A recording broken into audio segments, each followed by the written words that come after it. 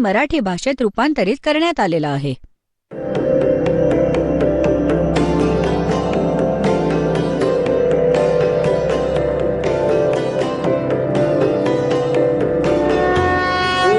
सब ज्ञान डी कबीर ज्ञान सो ज्ञान और जैसे घोड़ा तोब कायम करता चले मैदान. जगद्गुरु तत्वदर्शी संत रामपालजी महाराजांचे अमृत वचन सर्व पवित्र धर्मांच्या व पवित्र शास्त्रांच्या आधारावर. एक अशी ठेवतात, एक लाठीसारखं, तिला दंड म्हणतात, दंडा.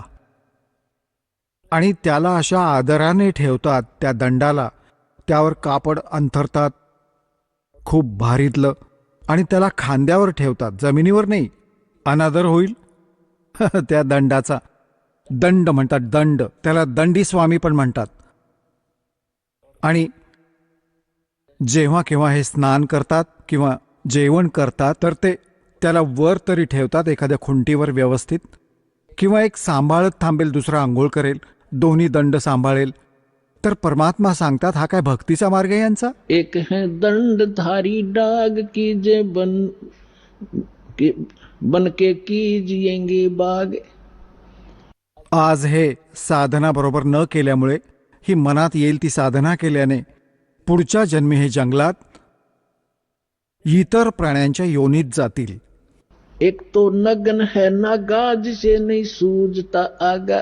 हे नागा फिरतात, म्हणतात एक नगन है नागा जिसे नहीं सूझता आगा. म्हणजे ज्याला भविष्याची माहिती नाही. आज तो निर्वस्त्र फिरत आहे आणि ह्यालाही मानतात मी त्यागी, बैरागी. जर नग्न राहिल्याने भगवान मिळतो तर हे पशु पक्षी सारे नाही का नग्न फिरतात. यांना तर तुमच्या आधी प्राप्त केला असता. आणि जंगलातच राहतात ते. तर परमात्म्याने बुद्धी दिली आहे. आपण जसं उकाडा थंडीपासून बचावासाठी वस्त्र वापरावं आणि कोणत्याही आपल्या क्षेत्रानुसार आपण कोणत्याही प्रकारचे कपडे वापरा, पण ते सुविधाजनक असावे. आता जसं आजकाल बघतो, ही जीन्सची पॅन्ट वापरतात मुलीही आणि मुलंही, आणि घालून येतात. सत्संगाला आले तर ते बसू नाही शकत, त्यांना अलाउड नाही घालून यायला. आता असंही नाही घालावं की जे विनाकारण बकवाद आहे. आता बसता येत नाही, बसल्याशिवाय सत्संग ऐकता येत नाही. थोड्याच वेळात ह्या पायाच्या शिरा आखडतात मांडी घालून बसल्याने. तर अशी वस्त्र वापरा जी सुविधाजनक असतील आणि तुम्ही अभद्र दिसणार नाही. कशीही वापरा, लाल पिवळी कशीही वापरा. तुम्ही हवी तर दाढी ठेवा किंवा नका ठेवू, जटा ठेवा किंवा ठेवू नका, ती तुमची आवड आहे. पण साधू रूपात ही दाढी आणि मिशी ठेवणं आणि जटा ठेवणं अलाउड नाही. कारण तुमच्यामुळे भ्रमित होतील, इतर प्राण्यांना वाटेल हे कोणी महात्मा आहेत. ही प्रथा अशीच पडत आलेली आहे आजवर. आपण ह्या नकलींना हा विशेष अवडंबर बघून त्यांना प्रणाम, त्यांना दान, त्यांच्याकडून दीक्षा घेऊन बसतो आणि दोघांचाही बट्ट्याबोळ करून ठेवतो. आता परमात्मा गरीबदास साहेबजींना भेटले होते. आता परमात्मा सांगायचंय की हिंदू तर म्हणतात मुसलमान काफिर, हे मांस खातात, आणि मुसलमान म्हणतात हिंदू काफिर, हे अन्य उपासना करतात, हे मांस वगैरे नाही खात.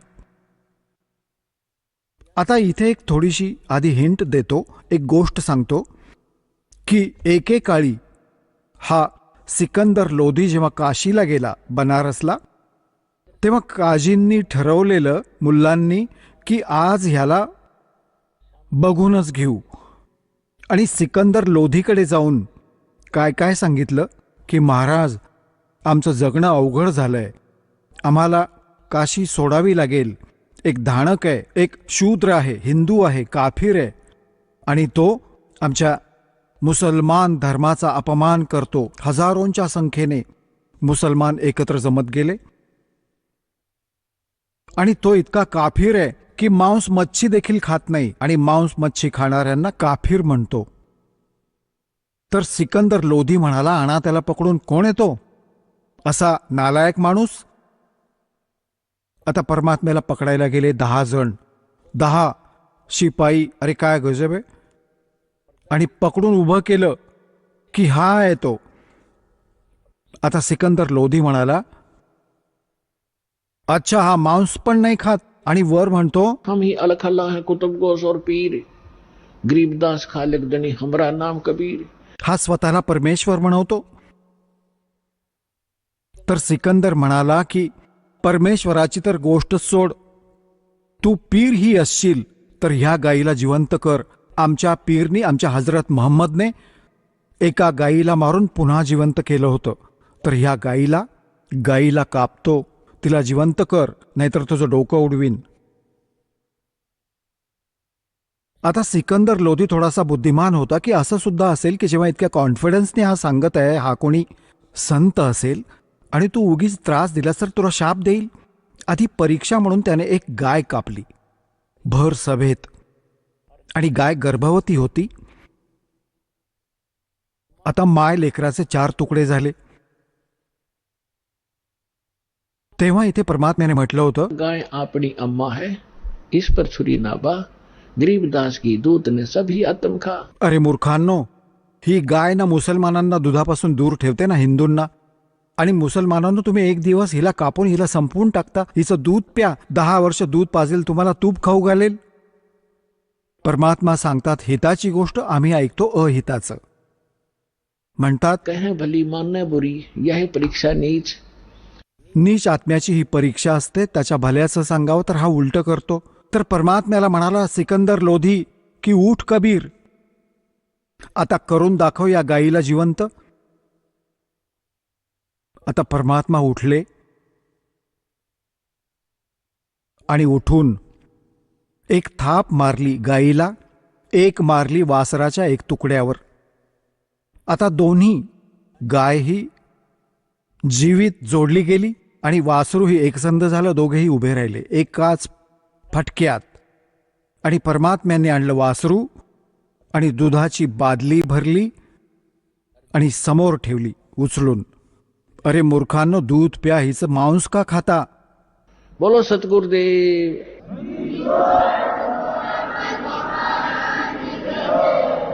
हम ही अलख अल्लाह है.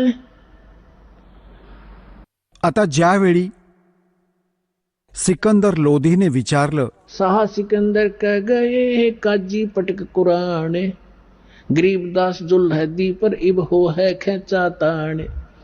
आता गरीबदासजी सांगतात की सिकंदर लोधीकडे आले हे सर्व काजी आणि मुल्ला इतर मुसलमानांना घेऊन.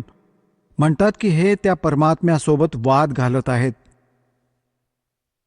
आता काय काय म्हणत होते सिकंदर लोधीला गरीबदासजींची वाणी ऐकवतो. तोरा सरा उठा दिया काजी बोले यूं, गरीबदास पगड़ी पटक अलख अल्लाह मैं हूं. आता काझी मुल्लांनी आपली टोपी उचलून खाली फेकून दिली. आमची अब्रू धुळीला मिळाली. हा तर असं म्हणतो की मी अल्लाह आहे. आणि मुसलमानी धर्मात अल्लाला साकार मानत नाहीत. जो असं म्हणतो तो काफिर आहे आणि शिक्षा केली जाऊ शकते. मृत्यूचाही अधिकारी आहे तो, मरणाचा. की हा तर असं म्हणतो मी अल्लाह आहे. 10 ऐधी तलबा हुई वो पकड़ जुल्हदी लावे.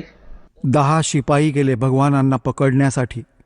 गरीबदास उस कोटन को मारत नहीं संकावे, ऐधी लाए बांध कर सा सिकंदर पासे. गरीबदास का जी मुल्ला फिर पगड़ी बह अकासे. खुश झाले त्या दिवशी की आज याला धडा शिकवू म्हणून. आज ह्याला सर्वांसमोर मारून टाकेल सिकंदर लोधी. मग टोपी डोक्यावर ऐटीत चढून खूप खुश झाले होते.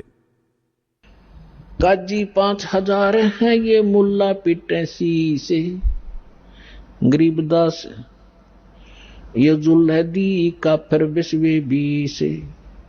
हमरी मिहर दया इसके नहीं. बघा ही सगळी उलटी रीत. आता काय म्हणतात हे काझी मुल्ला की हे भगवान, याला दया नाही. हा इतका निर्दयी आहे की मांस मच्छी पण नाही खात. बघा यांची कामं बुद्धिभ्रष्टांची. जो मांस मच्छी खात नाही तो तर निर्दयी, आणि जो कोंबडी खातो, बकरी खातो, गाय खातो, आणि तो देवता. मेहर दया इसके नहीं ये मिट्टी मांस न खाए. गरीबदास मांस पकावो और मोमन लेवो बुलाए. यांनी काय स्कीम बनवली होती की आज याला मांस खायला लावूच आणि गाईचं खायला लावू आणि नाही तर याचं डोकं उडवू. ही तयारी करत होते. अरे तुमचा गजब झाला. मोमन भी पकड़े गए संग कबीरा माए. कबीर साहेबांचे मानलेले पिता निरुनिमा यांनाही पकडून आणलं. गरीबदास उस सरे में फिर पकड़ पछाड़ी गाए. शाह सिकंदर बोलता कहो कबीर तू कौन है. सिकंदर लोधी म्हणतो, बोल आता तू कोण आहेस. गरीबदास गुजरे नहीं अब कैसे बैठा मौन. तू स्वतःला भगवान म्हणवतोस, अल्लाह म्हणवतोस, बोल आता का नाही बोलत. जिवंत कर या गाईला. परमात्मा उभे राहिले.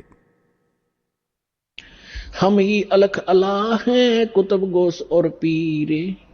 गरीबदास खालक धनी हमरा नाम कबीरे. आम्हीच अलख अल्लाह आहोत, तो निराकार ज्याला तुम्ही अल्लाहू अकबर म्हणता, तो अल्लाहू अकबर मी आहे. हम ही अलख अल्लाह हैं कुतुब गोस और पीरे. गरीबदास खालक धनी म्हणजे साऱ्या सृष्टीचा धनी आहे मी. हमरा नाम कबीर. मैं कबीर सरबंग हूं. सरबंग म्हणजे वासुदेव आहे. सर्वांवर माझी सत्ता आहे. मैं कबीर सरबंग हूं ये सकल हमारी जात. गरीबदास पिंड प्राण में जुगन जुगन संग साथ. गौ पकड़ बिस्मल करी दर्ग खंड अजूद. तिथे गाय, गर्भवती गायीला कापून तिचे वेगवेगळे तुकडे केले 4. गरीबदास उस गऊ का फिर पीवे जुल्हा दूध.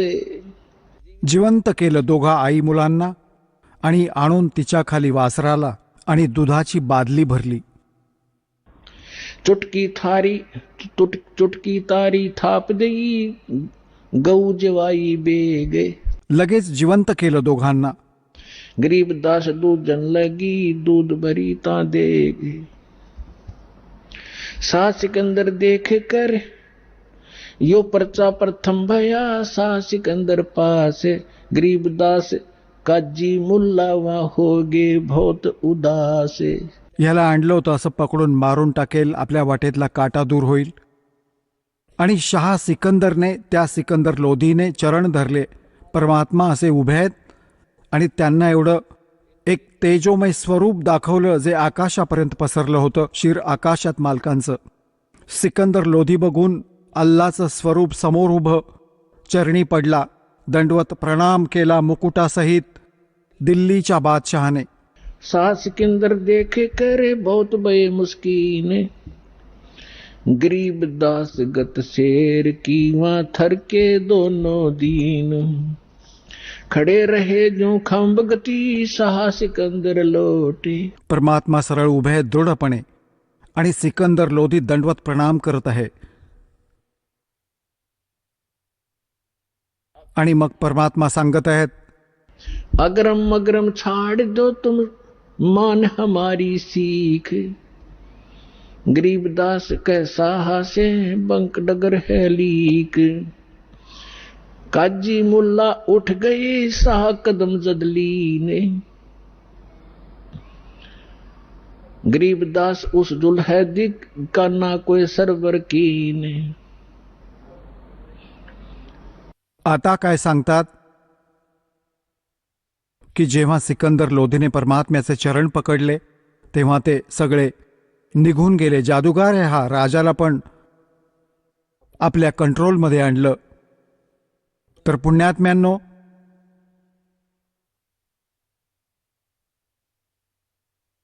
ह्या सर्व प्रकारच्या ज्ञानाने तुम्हाला परिपूर्ण करावे लागेल, ज्यामुळे तुम्हाला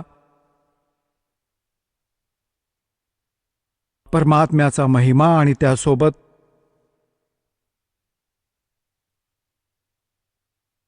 साधना कोणती योग्य आहे, कोणती करू नये, कोणी कोणी कशी केली आणि परमात्मा आपल्यासाठी कशासाठी येतात, ह्या सर्वांचा परिचय होईल.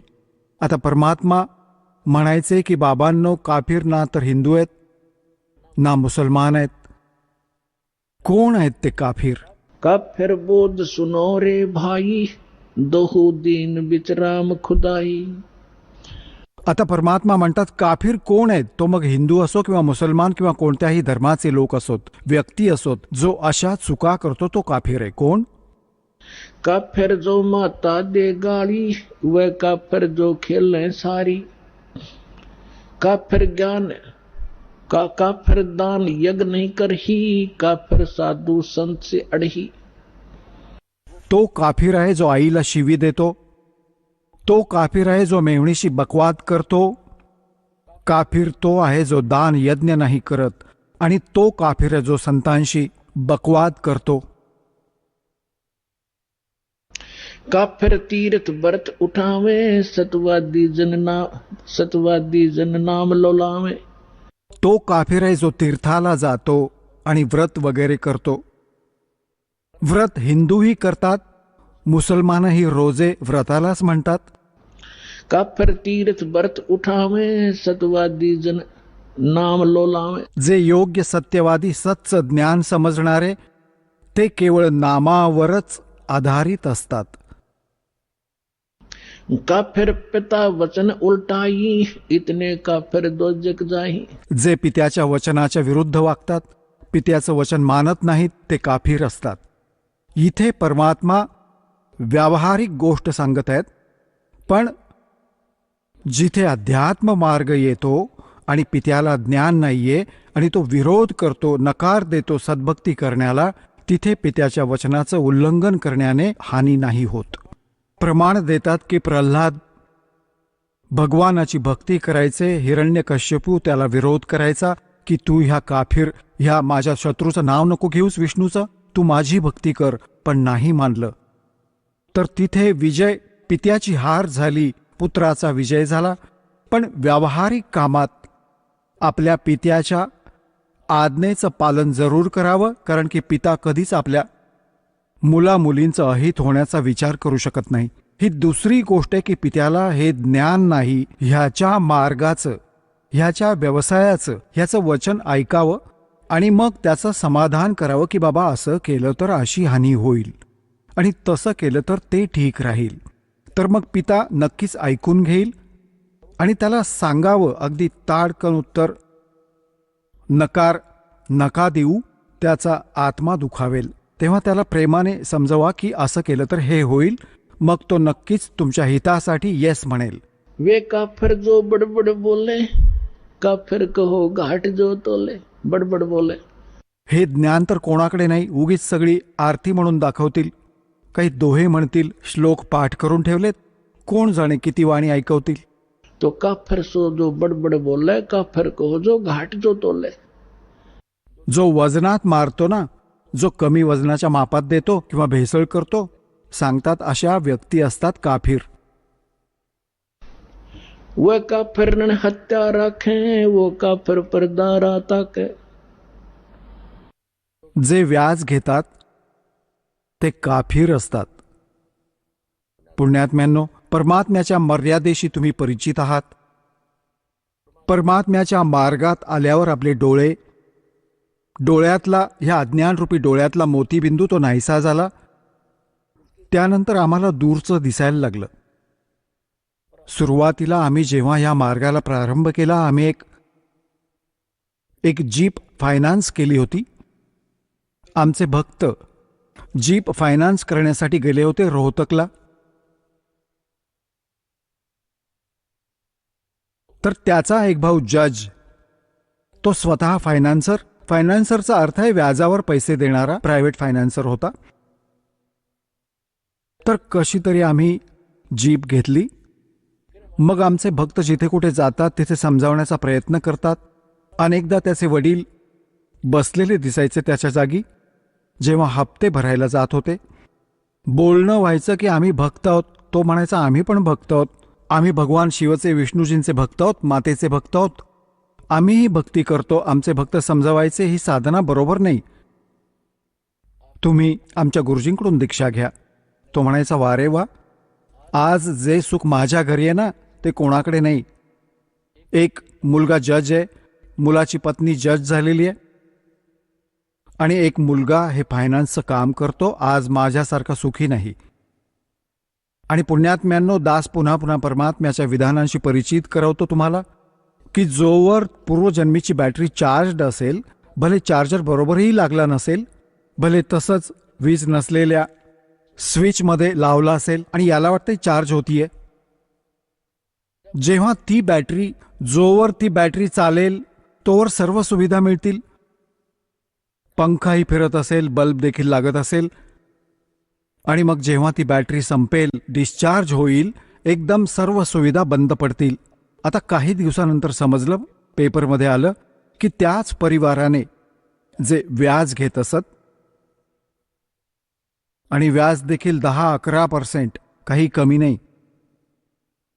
आता व्याज घ्यायचे, काय झालं की पेपरमध्ये काय आलं, बातमी मिळाली की एक जज, एक फायनान्सर आणि जवाहरलाल नेहरू कॅनॉलमध्ये बुडून मेले. भक्तांना समजलं, तेही शोक व्यक्त करायला गेले, कारण की आमचे हप्ते वगैरे पूर्ण भरून झाले होते, पण ती थोडी ओळख पळख झाली होती. तेव्हा कळलं की त्यांनी एक धार्मिक अनुष्ठान केलं होतं कोणा गुरुला बोलावून, आणि त्या गुरुने जे काही जंतरमंतर केलं, जो कथापाठ केला, त्यानंतर त्याची शिल्लक राहिलेली हवनानंतर ती उरलेली सामुग्री, राख, फुले फळे, वाहिलेली पानं, पूजेत वाहिलेली फुलं गोळा करून ते दोघे भाऊ, फायनान्सर आणि जज, ते सोडायला गेले होते तलावातील पाण्यात जलप्रवाह करायला. सोबत त्यांचा ड्रायव्हर होता. गाडी उतारावर लावून आणि एकमेकांनी त्यांना आधी हे असं फेकून दिलं. तो उतार बराच तिरका होता असा. ती पाण्यात न पडता ती सर्व सामुग्री उतारावरच पडली. त्यांना वाटलं की याने तर नाही काम झालं. एकमेकांचा हात पकडला. होतेच ते भारदस्त जाडजूड. मग एकमेकांचा हात पकडून खाली जाऊन एक जण हे असं करायला गेला, त्याचा पाय घसरला. आता त्याचा हात पकडल्यामुळे दुसराही पडला. पाणी होतं फुल. दोघेही बुडून मेले. तिसऱ्या दिवशी प्रेतं मिळाली शालावस पंप हाऊस जवळ गेल्यावर. आता त्या घरावर जो दुःखाचा डोंगर कोसळला, कदाचित कोणावरही नसेल त्या दिवशी. तर पुण्यात्म्यांनो, हा काळ चाल खेळतो आपली. आता सावध व्हा. तुमच्याकडे उत्तर आहे आणि खरं ज्ञान आहे आणि पूर्ण भगवान आहे. आता सर्वजण त्याला शरण या. समर्थ का सरनाग हो, रंग होरी हो, भाई का देन हो, ए काज राम रंग होरी हो. तर आता तो परिवार नास्तिक होईल. काळाला हेच हवं आहे की हे नास्तिक व्हावेत. यांनी साधना नीट करू नयेत, यांना भगवानाकडून मिळणारे लाभ होऊ नयेत, आणि यांनी भगवानाची आस सोडावी. आणि परमात्म्याला असं वाटतं की यांच्यामध्ये आस्था सतत असावी. या मधल्या पिढीपर्यंत आणलं तुम्हाला. आणि काळाने कसा अन्याय केला सगळा. चीन नास्तिक करून सोडला, सारा रशिया नास्तिक करून सोडला. आणि थोड्याच दिवसात हे राधास्वामी, धनधन सद्गुरू आले पंथ, हे निरंकारी, हे आसाराम सारखे आणि हे सुधांशू सारखे नकली संत, आचार्य शंकराचार्य, यांच्याकडून तर साधनेने काही लाभ मिळणार नाही. अगोदर जेव्हा जे चालले तेव्हा आपले पूर्वज तसे पुण्यकर्मी प्राणी होते. त्यांच्यावर संकट तशीही कमीच यायची. त्यांचे आधीचे संस्कार चांगले होते. आणि आता 30-30 वर्ष राधास्वामीमध्ये साधना करून, मातीमोल करून मुलगा गेला, मुलगी विधवा झाली, स्वतःला डायबिटीस होत आहे, अमुक झालंय, आणि आता येतात रडत. आणि आधी म्हणतात की आधी छान काम चालू होतं सुरुवातीला, ते तुमचे पूर्वजन्मीचे पुण्य होते. आता ती बॅटरी डिस्चार्ज झाली, चार्ज नीट नव्हता, कारण की साधना चुकीची. 5ही नामे काळाची, अजून कोणती साधना नाही, थोडी सुद्धा नाही, धर्माचं नाव नाही तिथे. आणि जर मालकांनी दया केली नसती आपल्यावर, नंतर 50 वर्षांनी भारतात रामनाम म्हणणारे शिल्लक राहिले नसते, गॅरंटी देतो. आता दया केली परमात्म्यांनी.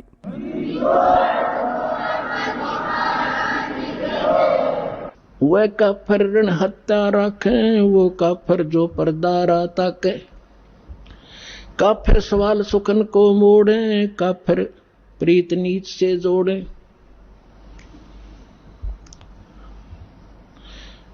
दोहा काफिर काफिर छाड़े हूँ, सतवादी से ने, गरीबदास युग युग पड़े, काफिर के मुख खे. वह काफिर जो कन्या मारे, वह काफिर जो वनखंड जा रे. तो आहे काफिर जो मुलीची हत्या करतो. आता पुण्यात्म्यांनो बघा आपण कसा अन्याय करून ठेवला. आता हा अल्ट्रासाऊंड हा असा आजार आला आहे ज्यामुळे एक मुलगी असेल, दुसरी मुलगी गर्भात असेल तर लगेच गर्भपात करून टाकतात. आता तर सरकारने थोडा कंट्रोल आणलाय. हे अल्ट्रासाऊंड वगैरे हे नाही सांगत की मुलगा आहे का मुलगी. तर गर्भात मुलींना मारायला लागले का? म्हणे मुलगी काही 2 तुमच्या मुलाहून जास्त खाते. तर कारण काय होतं, आपण आपली परंपरा बिघडवली आणि हे बिघडवतात मायाधारी धेंड. तुम्ही बघता त्या फिल्म्समध्ये एक वरात दाखवतात आणि ती त्या फिल्ममध्ये यांची तर बनावटी बकवास आहे. फिल्ममध्ये दाखवतात 1 किलोमीटरपर्यंत तू तू तू तू तुर तुर मागे पुढे करणारे डीजे वाजवतात ज्याने वेगळेच दिखावे दिसतात. आता ही आग बघता बघता आपल्या जनसामान्यांपर्यंत पोहोचली. हे मायाधारी धेंड मुलींना देऊ लागले जास्तीत जास्त धन, मोटरसायकल, कार दिली, फलाणं दिलं. आता गरिबाची लेक ते बघून येते, आपल्या आईला सांगते की ती फलाण्याची मुलगी इतकं घेऊन गेली. आता आई सांगते आपल्या नवऱ्याला की मुलगी असं म्हणत होती. पिता काही मूल थोडीच आहे, त्यालाही समजतं आपल्या मुलीला काय हवंय ते. मग नको असूनही त्याला इतकी फॉर्मॅलिटी करावी लागते. भलेही स्वस्त तर स्वस्त कसंही असो, मग ते आयटेम पूर्ण करावे लागतात. आता गरीब माणूस आशेने मारतो मुलीला की मग मुलीला मग लग्नात खर्च, मग मुलगा झाला, बाळ झालं, मग समारंभ आणि नवीन खटला चालू केला, मग विहिरीची पूजा केली. अरे पूजा केली पाहिजे भगवानाची, डोकं आपडतो विहिरीवर जाऊन, तिथे पडून काय मारायचंय. तर ही सारी बकवास आम्ही परंपरा चुकीची बनवली. आता ह्या परंपरांना हटवायचं. भक्ताचं पहिलं कर्तव्य आहे की ह्या बकवासपणांना सोडावं लागेल. परमात्म्याच्या मार्गावर आपण हलके होऊन चालू शकतो. प्रवासात कोणी गाठोडं बांधतो आणि जास्त वजन घेऊन चालू पाहतो तर कधीच नाही चालू शकणार. तर म्हणून मग हे म्हणतात की तो काफिर आहे जो मुलीला मारतो. आणि तो काफिर हा वनांमध्ये जातो. वह काफिर जो कन्या मारे, वो काफिर जो वनखंड जा रे. वह काफिर जो नार हिताई, वो काफिर जो तोड़े बाही. तो काफिर आहे, ती नीच आहे ती व्यक्ती जी स्त्रीला मारते. वह काफिर जो अंतर काटी, वह काफिर जो मंदिर जाती. ओय होय. असं म्हणतात तो काफिर आहे जो देवळात जातो. देऊळ म्हणजे मंदिर. दगडावर डोकं आपटायला जातो. भक्ती केली जात नाही, जी सत्साधना त्याची ओळख नाही, ज्या मूर्खांनी सांगितलं तसंच तुम्ही चालत आहात, तर तो काफिर आहे जो देवळात जातो, मंदिरात जातो किंवा आणखी कोणत्या अन्य उपासना किंवा घुमटांची पूजा करतात. वह काफिर जो डाक बजावे, वो काफिर जो शीश हलावे. ओय होय. म्हणतात जो सत्संग होतो, तुम्ही पाहिला असेल यात मातेच्या जागरणात, तो गायक सुद्धा नाचतो आणि ऐकणारेही तसं करतात. मग म्हणतात जिथे डोकं हलवलं जातं ते सर्व काफिर असतात, ती सभा चांगली नसते. वह काफिर जो शीश हलावे, जो वो काफिर जो डाक बजावे. वह काफिर जो करे कंदूरी, वो काफिर जिन नहीं सबूरी. वह काफिर जो बकरे खाई, वो काफिर नहीं साधू जमाही. म्हणजे जसे तुम्ही सर्व भक्त येता, इथे जे दान नाही करत भक्तांच्या आहारासाठी, सुविधांसाठी, ते काफिर आहेत. जसे गीतेच्या 3ऱ्या अध्यायात श्लोक नंबर 10 पासून 15 पर्यंत सांगितलंय की जी व्यक्ती परमात्म्याने जसं काही त्यांना संस्कारात धन दिलेलं आहे त्या आधारे जो धर्म नाही करत तर त्या व्यक्तीला पापच मिळतं. परमात्म्याचा चोर आहे. वह काफिर जो मांस मसाली, वह काफिर जो मारे हाली. जे शेतकऱ्याला मारतात त्यांच्या इतका पापी कुणी नाही. तसं तर मृत्यू कोणाला, हत्या कोणाचीही असो, पण विशेष करून सांगितलंय अन्याय नाही केला पाहिजे. वह काफिर जो खेती चोरे, वह काफिर जो मारे मोरम. ओय होय. आता बघा 600 वर्ष, 250-300 वर्ष आधी गरीबदासजींनी सांगितलं की जे मोराला मारतात, तसं तर कोणत्याच पक्षाला मारता कामा नये, पण मोरासारख्या सरळ साध्या जनावरालाही मारून टाकतात. कोणी हिंसक जनावर असेल, घातक होत असेल तर वेगळी गोष्ट आहे, त्याला मारलेलं चालू शकतं. जसा साप आहे, डसण्याच्या पोझिशनमध्ये असेल तर त्याला मारण्यात कसलं पाप नाही. आणि मोराला मारायचं विनाकारण तो बकवाद आहे, म्हणजे जसं शिकार खेळण्यासाठी संकेत आहे. पूज्य देई धाम को, पूज्य देई धाम को, शीस हलावे जोए, गरीबदास साची कहे, हद काफर है सोए. काफर तोड़े बनज व्यवहारम, काफर जो चोरी यारम. आता जसं कोणाबरोबर तुम्ही व्यवहार करता, देवाणघेवाण करता, आणि त्यात जो फसवणूक करतो, वेळेवर देवाणघेवाण नाही करत, तर तो पण काफीर असतो. किंवा खोटं नाटं सांगून असं म्हणतो की नाही दिलं, इतकं होतं. काफर आन देव को माने, काफर गुड़ को दूध है साने. जे दूध आणि गुळ एकत्र खातात त्यांनाही काफीर म्हटलंय.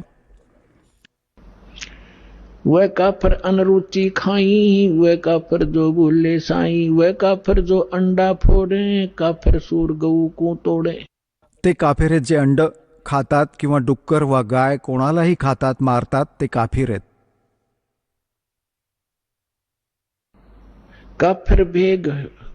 काफर भेख भेख को मारे, वो काफर कूड़ा ज्ञान पसारे. तो काफीर आहे जो अयोग्य चुकीच्या ज्ञानाचा प्रचार करतो, तो महाकाफीर आहे. आता काय सांगतात? सन्यासी बैरागी सेवड़े, तन पर छार लगावे हैं, 500 नार 2500 लड़के, धुंधुदार मचावे हैं. यो भी बैदा है बैदे से वेद अलैदा, यो भी बैदा बैदा क्यों जाण्या, हम सतगुरु बैठे न्यू जाण्या. आता गरीबदासजी समजावतात परमात्म्याकडून प्राप्त झालेल्या ज्ञानाच्या आधाराने की बैरागी सन्यासी सेवड़े ये तन पर राख रमावे हैं, और 500 नार 2500 लड़के धूं धार मचावे हैं. आता जसे अज्ञानामुळे प्रेरणा घेऊन हे भोळे आत्मे घर सोडून जंगलात जातात, संन्यासी होतात, कर्मसन्यासी होतात, सर्व अंगावर राख फासून घेतात आणि म्हणतात आम्ही बैरागी झालो आहोत, आम्ही सगळ्याचा त्याग केला. परमात्मा सांगतात तुम्ही घर त्यागलं, एका स्त्रीला सोडलं, नारीला सोडून निघून गेलात ह्यासाठी की ही भक्तीला बाधक आहे. आता परमात्मा काय म्हणतात? एक नारी त्याग दीनी, 5 नारी गैल बे, पाया न द्वारा मुक्ती का, सुखदेव करी वो सैल बे. एका नारीचा त्याग करूनही हे 5 नारी बाळगतात सोबत. कोणकोणत्या? काम, क्रोध, मोह, लोभ, अहंकार, ह्या सगळ्या. ह्या 5ही तुझ्या सोबत आहेत. यांना सोड बाळा जेव्हा वैरागी होशील. फक्त घराचा त्याग केल्यामुळे, फक्त वस्त्राचा त्याग केल्यामुळे वैरागी आणि संन्यासी नाही होऊ शकत. आता काय सांगतात? सट दर्शन सट भेख कहावे, बहुविध दूं दौर मचावे. आता हे षटदर्शन, षटदर्शनच म्हणतात. 6 प्रकारचे हे गिरी, पुरी, नागा, वैष्णव यांना षटदर्शनी म्हणतात. 6 प्रकारचे पंथ आहेत हे, ह्या तिन्ही गुणांच्या पुजाऱ्यांचे. सट दर्शन सट भेख कहावे, बहुविध दूं दार मचावे. तीर्थ व्रत करे तर बीता, वेद पुराण पढ़ते हैं गीता. यो भी बैदा है बैदे से भेद अलैदा. बैदा म्हणजे व्रत, शास्त्र विरुद्ध आहे हे सुद्धा. तर गरीबदासजींना विचारलं तुम्हाला कसं समजलं की हे सारं व्यर्थ आहे? तेव्हा त्यांनी म्हटलं की आम्हाला सद्गुरू मिळाले. परमात्मा सद्गुरू रूपात आले होते, गरीबदासजींना भेटले कबीर साहेब. त्यामुळे आम्हाला समजलं की ह्या साधना चुकीच्या आहेत. 4 संप्रदा 52 दवारे, जिनो नहीं निज नाम बेचारे. माला घाल हुए हैं मुक्ता, ये सटदल उआ बाई बकदा. सांगतात तीर्थ व्रत करें तर बीता, वेद पुराण पढ़त है गीता. और 4 संप्रदा 52 द्वारे जिनो नहीं निज नाम विचारे. आता गीता आणि वेद वाचतात आणि मंत्र जप केला, हरे राम हरे कृष्ण ओम नम शिवाय राधे राधे श्याम मिलादे. बोला काय खाके हे म्हणतात. वेद वेद पुराण पढ़ते हैं गीता और तीर्थ व्रत करें तरबीता. गीता मनाई करते तीर्थव्रतांना. 6व्या अध्यायाच्या 16व्या श्लोकात म्हटलंय की अर्जुन, हा योग म्हणजे साधना नाही जास्त खाणाऱ्यांची आणि नाही मुळीच न खाणाऱ्यांची म्हणजे व्रत करणाऱ्यांची, नाही जास्ती झोपणाऱ्यांची आणि नाही लोक दिखावा करत जास्त जागणाऱ्यांची. कधीच सफल होत नाही. प्रथम अंदल संयम राखे, योग युगत सब सतगुरु वाखे. अन्न व जलावर संयम ठेवा. इतकंही खाऊ नये, दाबून खावं मस्त आणि मग आळस येऊन झोप येईल असं.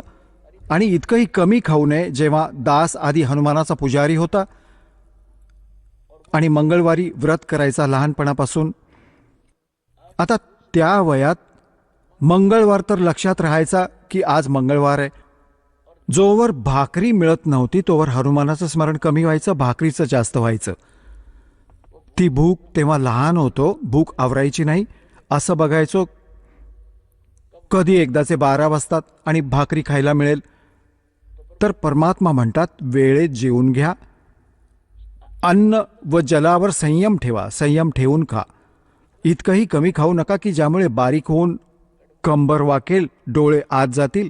आणि इतकंही खाऊ नका की आळस येईल. आता काय सांगतात. 4 संप्रदा 52 द्वारे है जिनो नहीं निज नाम विचारे. यांना तर निज नाम देखील माहिती नाही काय ते दसनामी काय असतात. 10 नियम आहेत बस. हे 10 नियमच यांनी लक्षात ठेवलेत. आणि जय हो शिवजी, शंकर भगवान की जय हो, बस हर हर महादेव अशा प्रकारे गाणी म्हणत राहतात. हा काय मंत्र आहे. माला घाल हुए हैं मुक्ता. गळ्यात माळ घातली, कपाळावर गंध लावला, टिकली बिंदी लावली, यांना वाटलं झाले पार. म्हणतात कंठी माला सुमरनी पैरे से क्या हो, ऊपर डूंडा साधू का अंतर रख्या खो. बाहेरून तर महात्मा दिसतो, गळ्यात माळा घातल्या आहेत, आतून तर कखही माहिती नाही, ज्ञान ना भक्ती ना साधना योग्य तुझी. सन्यासी 10 नाम कहावे, शिव शिव करे न संशय जावे. निर्वाणी निकच्छ निसारा, भूल गए हैं ब्रह्म द्वारा. यो भी वैदा है वैदे से भेद अलैदा, यो भी वैदा वैदा क्यों जाण्या, हम सतगुरु बैठे नू जाण्या. गरीबदासजींची वाणी दास तुम्हाला ऐकवतोय. आता काय सांगतात. कंठी माला और मृगछाला ये सिर पे जटा रखावे हैं, ढोलक ताल झालरी पीटे ताना री री गावे हैं. हे काय भक्तीचे साधन आहे. तन के योगी मन के भोगी, गुल्लर पेट पड़ावे हैं. गुज बीरज का मर्म न जाने ये बद्दर बेख बनावे हैं. करवा और कॉपी न लिए जा बनखट गुफा बनावे हैं. खुदा कुत्ती गट में दूती फिर गरी द्वारे आवे हैं. परमात्मा म्हणतात घराचा त्याग केला, जंगलात जाऊन बसला, संध्याकाळपर्यंत एक दिवस करेल पूर्ण, दुसऱ्या दिवशी कडकडून भूक लागेल आणि मग घेतला लोटा, झोळी पसरून गृहस्थीद्वारे मिळालेलं दे माई दे माई. अरे घरी सगळ्या सुविधा होत्या. वेळेवर रोटी खा, आपला उद्योग कर आणि भगवानाला भज, जे मंत्र खरे देऊन ठेवलेत. काशी गया प्रयाग महोदय, जगन्नाथ को जावे हैं. लोहागर और पुष्कर पर से वहाँ द्वारका दाग दगावे हैं. यो भी वैदा वैदे से भेद अलैदा, वैदा क्यों जाण्या, हम सतगुरु बैठे यूं जाण्या. आता जसं काय म्हटलंय. तीर तुपक तलवार कटारी, जमदड़ जोर बधावे हैं. हर पैड़ी हर हेत न जाण्या, वाजा तेग चलावे हैं. हे सगळं जसा एखादा कुंभमेळा भरला होता. हे तिन्ही गुणांचे उपासक, रजगुण ब्रह्मा, सद्गुण विष्णू, तमगुण शिवजी. तर विशेष करून यांचा एकदा कुंभमेळ्याच्या पर्वात योग आला होता. ह्यांच्यानुसार हरकी पेढीवर. आणि पुण्यात्म्यांनो, इथे गावागावात नगरानगरात दिसणारे हे चिमटे रोवून, धुनी पेटवून, राख फासून, मोठमोठ्या जटा आणि माळा घातलेले असं वाटत होतं महात्मा असतील. आता तिथे जाऊन कुंभमेळ्यात काय गिरी एका ग्रुपमध्ये, पुरी निराळे, नागा वेगळे, संन्यासी वेगळे, वैष्णव वेगळीकडे, हे सर्व आपल्या ग्रुपमध्ये तिथे एकत्र जमतात. कनपाडे वेगळे, बिना कनपाडे नाथ वेगळे. आणि तिथे हे काय करतात की जी वेळ असते स्नानाची, ज्या कोणत्या सरोवरात हे त्याची सोय करतात. तर हर की पेढी हरिद्वारमध्ये बनली एक वेळ, खूप वर्षांपूर्वीची गोष्ट. तर हे स्नान करण्यासाठी तिथे आले आपापल्या ग्रुपमध्ये, ज्यामुळे तिथे गर्दी झाली. तर सर्वात आधी नागा गेले हर की पेढीमध्ये, ते सर्व स्नान करायला लागले. काही हजार होते. मागून वैष्णव साधू आले, विष्णूजींचे उपासक. नागा होते तमगुणी श्री शंकरजींचे उपासक. आता वैष्णव म्हणाले, नागांनो सर्वात आधी आम्ही स्नान करू. आम्ही त्यागी आणि वैरागी आहोत. आम्ही स्वच्छ आहोत, शुद्ध आहोत, विष्णूजींचे उपासक आहोत, आम्ही उत्तम आहोत, आम्ही सर्वश्रेष्ठ आहोत. नागा म्हणायला लागले, आम्ही सर्वश्रेष्ठ आहोत, आम्ही त्यागी वैरागी, आम्ही शरीरावर कपडे पण घालत नाही, तर आम्ही सगळ्यात आधी स्नान करू. आता वैष्णव साधू म्हणायला लागले, तुम्ही कसले शुद्ध आहात, कसले श्रेष्ठ आहात, पशूंसारखे नग्न फिरता, विष्ठेचे हात सुद्धा नाही धुवत, घाणेरड्यांनो, बाहेर या तुम्ही, आधी स्नान आम्ही करू. आता यावरून दोघांची भांडणं झाली. तिथे इतिहास साक्षी आहे. त्यावेळी हे ज्यांना आम्ही संत मानत होतो, 25,000 कापून मारले गेले, कत्तल झाली, गंगेचं पाणी लाल केलं यांनी. त्याचंच विवरण देतात गरीबदास साहेबजी की तीर तुपक तलवार कटारी जमदड़ जोर बदावे हैं और हर पेड़ी हर हेत नहीं जाण्या. हर की पेढी म्हणते भगवानाच्या प्रति श्रद्धा नाही नालायकांची. हर पेड़ी हर हेत नहीं जाण्या, वहां जाते एक चलावे हैं और काटे शीस नहीं दल करुणा. ये जग में साध कहावे. आणि जो जो यांच्या दर्शनाला जाईल तो नरकात जाईल. अशा गुरुचा चेला मग तसाच होईल जसे हे दुष्ट आहेत.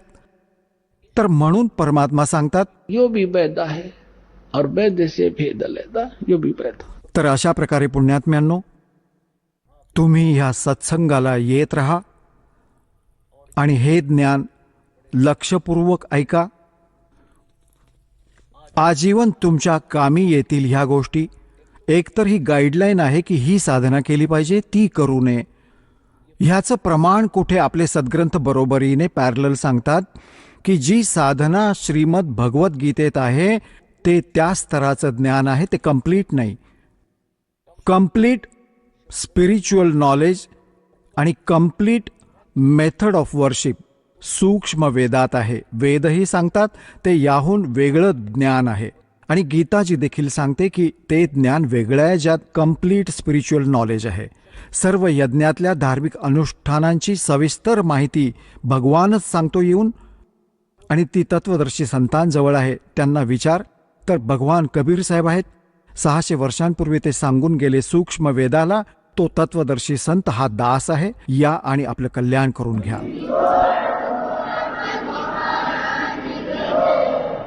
पुण्यात्म्यांनो, सौभाग्य आहे तुमचं. राम नामाची चर्चा तुम्हाला ऐकायला मिळाली. नाहीतर दिवसभर पोटा पाण्याच्या उद्योगात आजोबा गेले, पणजोबा गेले, 2 वेळच्या जेवणासाठी सारे आणि भूत होऊन फिरतात. आता एका भक्ताने चिठ्ठी लिहून दिली आहे, आजच मिळाली. त्यामध्ये लिहिलं आहे की आम्ही कोणाकडे तरी ही मंत्रविद्या शिकत होतो. आता तो मंत्रविद्या शिकवणारा मेला, तो भूत होऊन आम्हाला छळतो. तर हे असे गुरु होते आपले. हे सर्व भूत बनून भटकत आहेत. तर परमात्मा सांगतात, खोट्या गुरुजवळ राहू नये जीवाने. आणि सच्चा गुरु सत कबीर है, आदि परम गुरु पीर. म्हणतात, झूठे गुरुआ मर गए वो हो गए भूत मसान. तर पुण्यात्म्यांनो, प्रत्येक ज्ञान आणि ह्या परमात्म्याचा महिमा लक्षपूर्वक ऐकाल. बोलो सतगुरुदेव.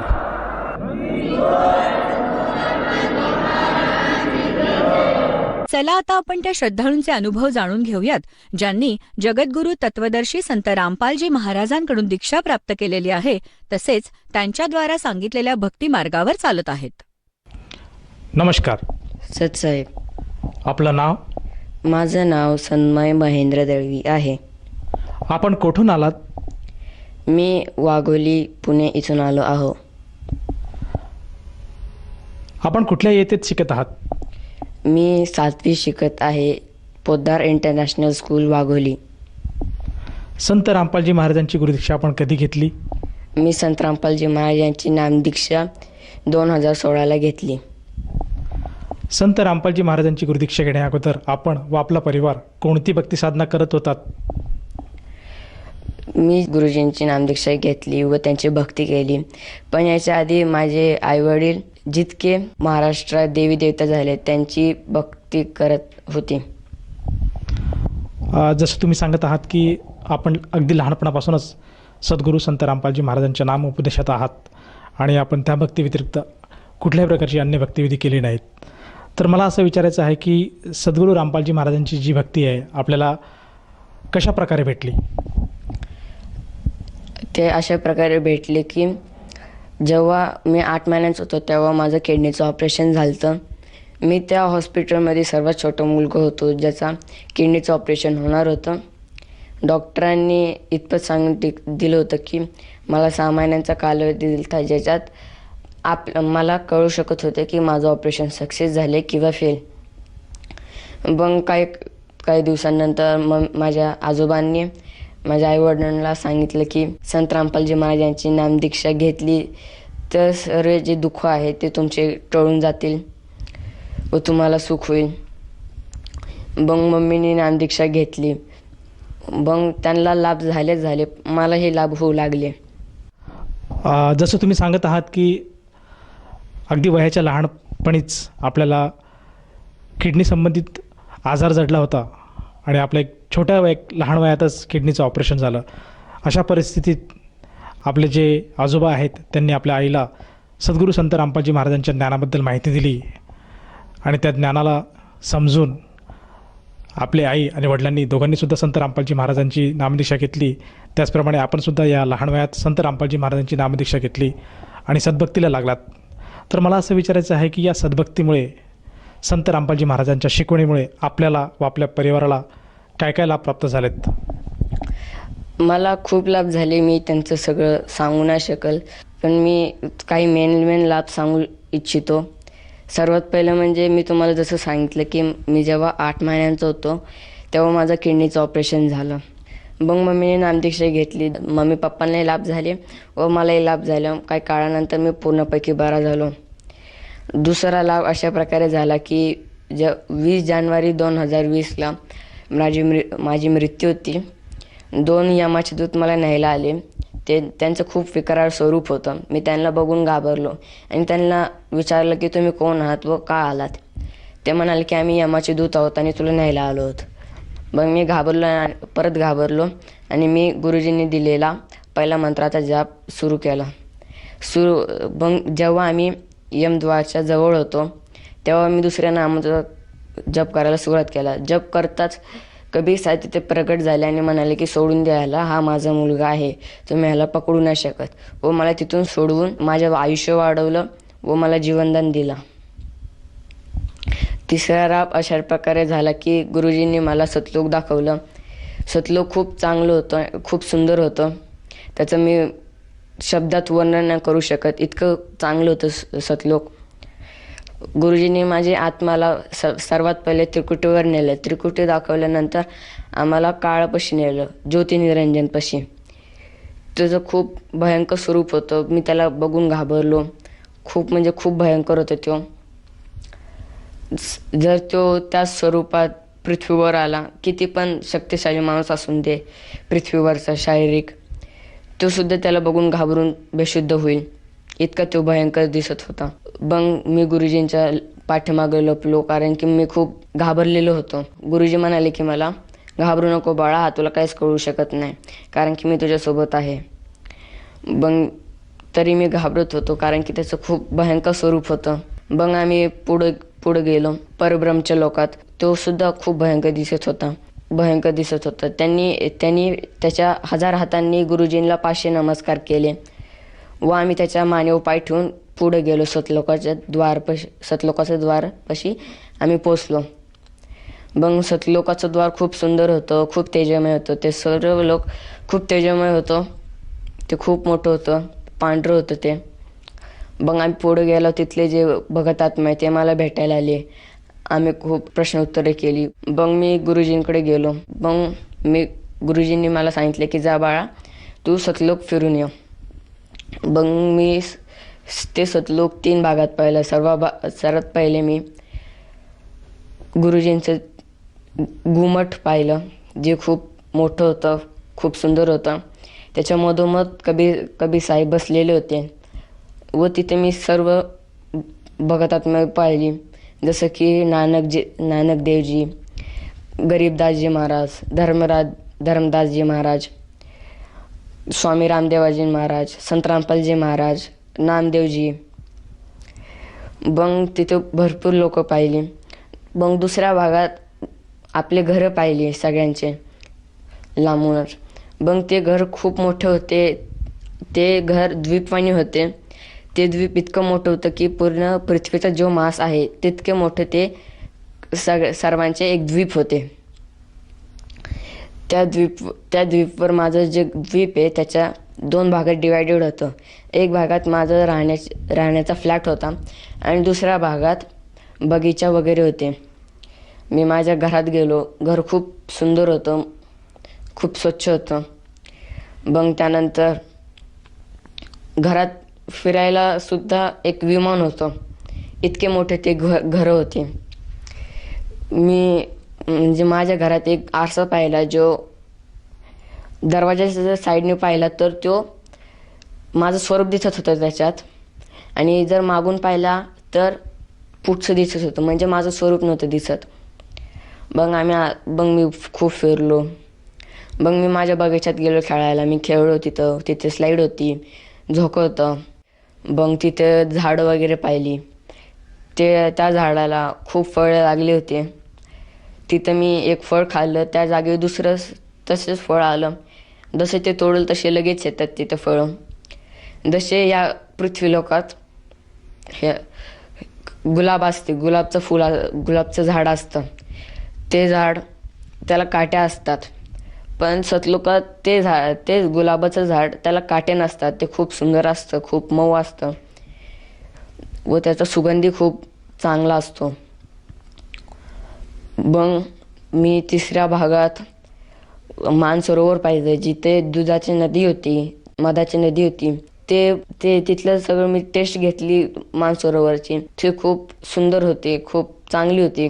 मग त्यानंतर मी गुरुजींकडे गेलो. मग गुरुजी म्हणले की जा अजून थोडंसं या साईडला फिरून ये, म्हणजे या साईडला माझं घर या साईडला होतं. गुरुजी म्हणले की या साईडला फिरून या. मग तिथं मी गेलो. मग मी तिथं हे पाहिले, पर्वत पाहिली. ते पर्वत अशी होती की ते हिरे मोती याची बनलेली होती. तिथं मी माझं पूर्ण स्वरूप पाहिलं. म्हणजे माझं पूर्ण स्वरूप दिसत होतं त्या पर्वताच्या याच्यात. जशी तर दगडाची असतात, मातीची असतात, पण तिथे हिरे मोती याची पर्वत होती. मग ते खूप सुंदर होतं. त्यानंतर तिथे मी 3 चौकोनी पाहिली मोठी मोठी. पहिला चौकोन अगम लोकला जात होता, दुसरा अनामी लोकला आणि तिसरा अधय लोकला जात होता. म्हणजे ते फुल्ली ऑटोमॅटिक होतं. मग गुरुजी म्हणले की आता तुझा जायचा वेळ झाला आहे. मग मी खूप रडलो, कारण की ते लोक इतकं सुंदर आहे की तिथून परत यायचं पृथ्वीलोकवर मनच करत नाही. पृथ्वीलोक एक कसं किड्या मोकाड्यांचं हे घर असतं तसं दिसत होतं ते सतलोकातून. काळाचं ते ब्रह्मांड. मग मी म्हणले की गुरुजी मला भूक लागली आहे. गुरुजी म्हणाले की कबीर साहेब म्हणले की तुला काय खायचं आहे. मग मी म्हणालो की मला हलवा प्रसाद खायचा आहे. कबीर साहेबांनी नुसतं असं केलं तर त्यांच्या हातात एक बाउलमध्ये हलवा प्रसाद आला व एक ग्लास पाणी आलं.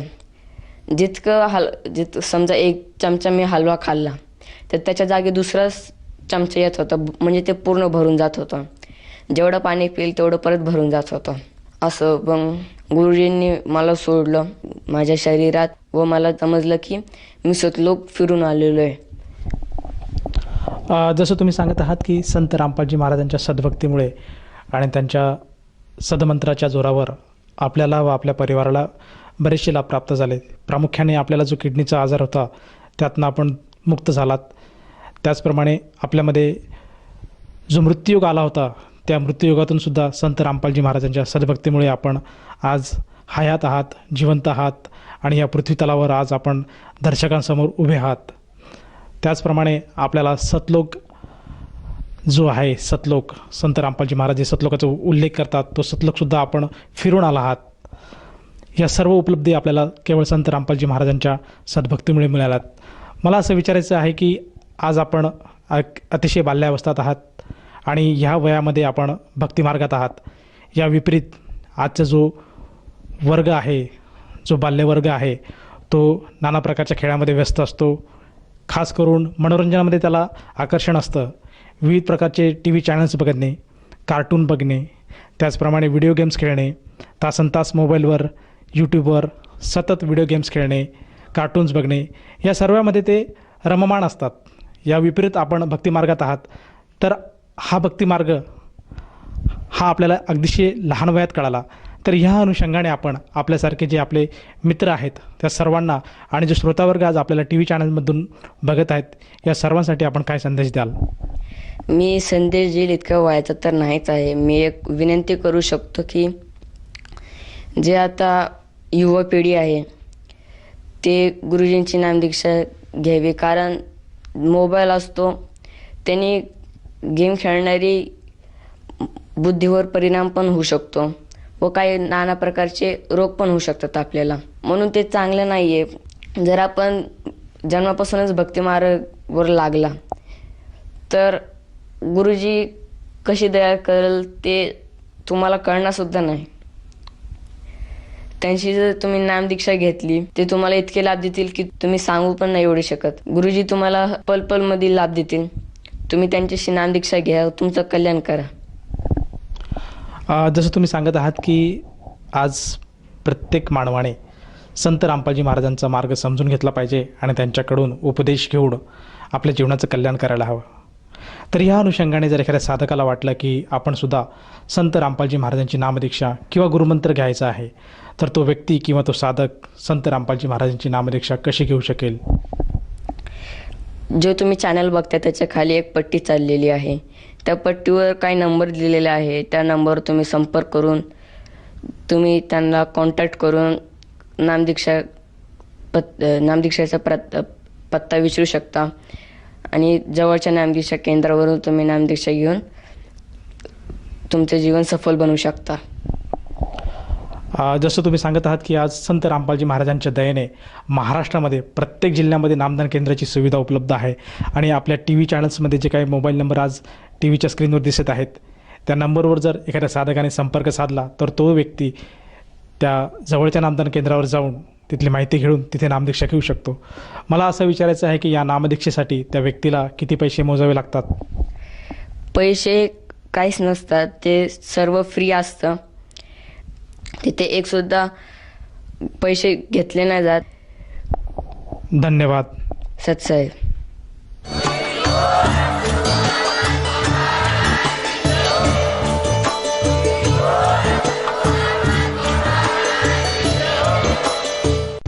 आपण ऐकत होता जगद्गुरु तत्वदर्शी संत रामपालजी महाराजांचे मंगल प्रवचन. निःशुल्क नामदीक्षा प्राप्त करण्यासाठी आणि अधिक माहितीसाठी संपर्क करा 7030303951 7030303952. आमची वेबसाईट आहे www.jagadgururampalji.org. सर्व पवित्र धर्मांच्या व पवित्र शास्त्रांवर आधारित प्रमाणित अनमोल पुस्तक ज्ञानगंगा किंवा जगण्याचा मार्ग यापैकी कोणतेही एक पुस्तक निःशुल्क मागवण्यासाठी आम्हाला आपले पूर्ण नाव, पूर्ण पत्ता, पिनकोड सहित आणि फोन नंबर लिहून 7030303951 7030303952 नंबरवर SMS करू शकता किंवा आम्हाला 70303039